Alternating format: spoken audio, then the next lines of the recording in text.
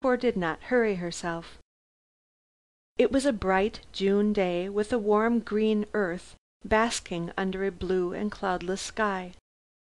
But even the sunshine could not render Rexton beautiful. It stretched out on all sides from the station, new and raw. The roads were finished with asphalt footpaths and stone curbing. The lamp posts had apparently only been lately erected, and lines of white fences divided the roads from gardens yet in their infancy. Fronting these were damp-looking red brick villas belonging to small clerks and petty tradesmen. Down one street was a row of shops filled with the necessaries of civilization, and round the corner an aggressively new church of yellow brick with a tin roof and a wooden steeple stood in the middle of an untilled space. At the end of one street a glimpse could be caught of the waste country beyond, not yet claimed by the ferry builder. A railway embankment bulked against the horizon, and closed the view in an unsightly manner. Rexton was as ugly as it was new. Losing her way, Susan came to the ragged fringe of country environing the new suburb, and paused there to take in her surroundings. Across the fields to the left she saw an unfinished mansion, large and stately, rising amidst a forest of pines. This was girdled by a high brick wall, which looked older than the suburb itself. Remembering that she had seen this house behind the cottage of Miss Loach, the girl used it as a landmark, and turning down a side street managed to find the top of a crooked lane, at the bottom of which Rose Cottage was situated. This lane showed by its very crookedness that it belonged to the ancient civilization of the district. Here were no paths, no lamps, no aggressively new fences and raw brick houses. Susan, stepping down the slight incline, passed into quite an old world, smacking of the Georgian times, leisurely and quaint. On either side of the lane old-fashioned cottages, with whitewashed walls and thatched roofs, stood amidst gardens filled with unclipped greenery and homely flowers. Quick-set hedges, ragged and untrimmed, divided these from the roadway, and to add to the rural look one garden possessed straw beehives. Here and there rose ancient elm trees, and grass grew in the roadway. It was a blind lane, and terminated in a hedge, which bordered a field of corn. To the left was a narrow path running between hedges, past the cottages and into the country. Miss Loach's house was a mixture of old and new.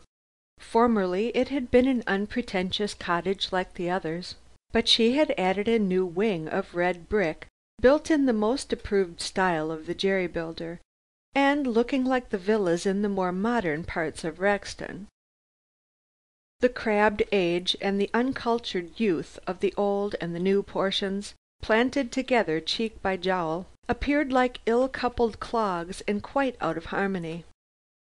The thatched and tiled roofs did not seem to meet neighbors, and the whitewashed walls of the old-world cottage looked dingy beside the glaring redness of the new villa. The front door in the new part was reached by a flight of dazzling white steps. From this a veranda ran across the front of the cottage, its rustic posts supporting rose trees and ivy. On the cottage side appeared an old garden, but the new wing was surrounded by lawns and decorated with carpet bedding. A gravel walk divided the old from the new, and intersected the garden. At the back Susan noted again the high brick wall surrounding the half-completed mansion. Above this rose tall trees, and the wall itself was overgrown with ivy.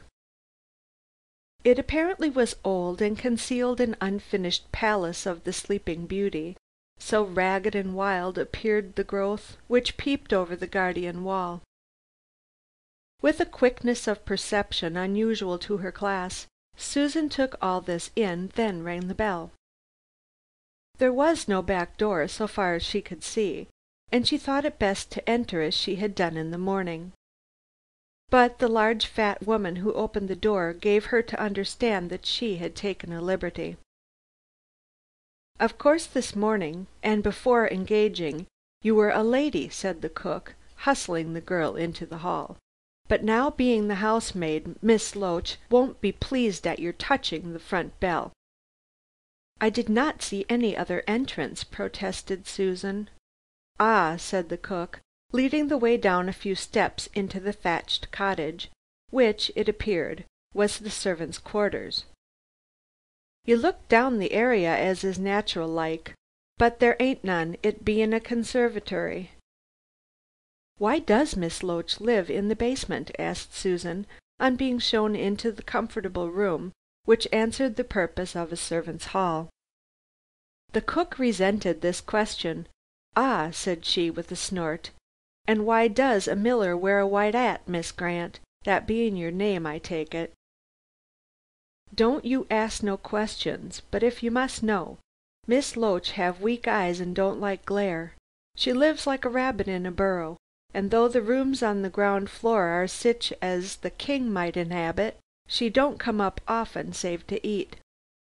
She lives in the basement room where you saw her, Miss Grant, and she sleeps in the room off.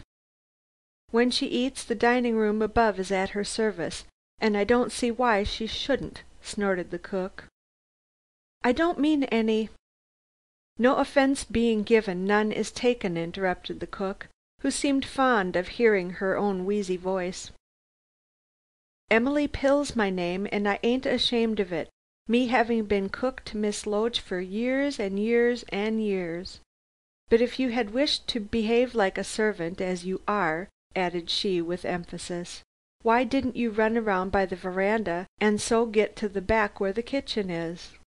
But you're one of the new class of servants, Miss Grant, haughty and upsetting."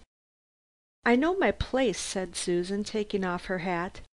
"And I know mine," said Emily Pill, "me being cook, and consequently the mistress of this servants' 'all. And I'm an old-fashioned servant myself, plain in my habits and dress."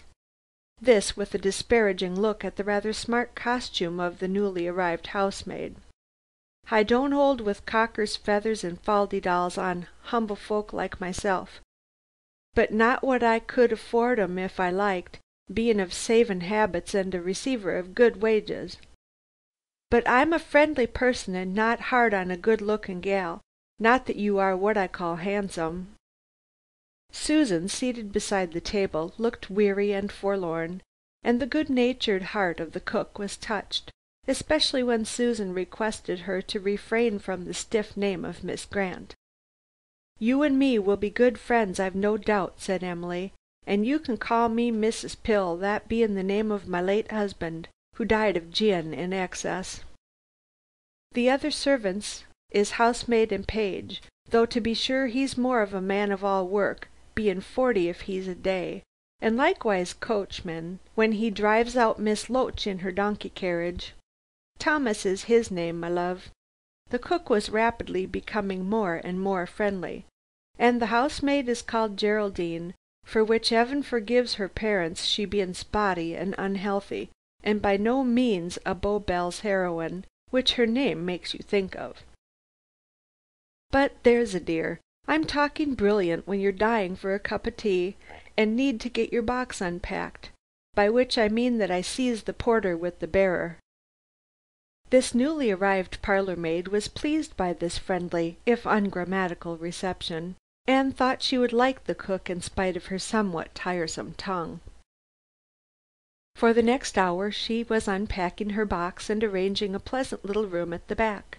She shared this with the spotty Geraldine, who seemed to be a good-natured girl. Apparently Miss Loach looked after her servants and made them comfortable. Thomas proved to be amiable if somewhat stupid, and welcomed Susan to the tea affably, but with sheepish looks. As the servants seemed pleasant, the house comfortable, and as the salary was excellent, Susan concluded that she had, as the saying is, fallen on her feet. The quartette had tea in the servants' hall, and there was plenty of well cooked if plain victuals. Miss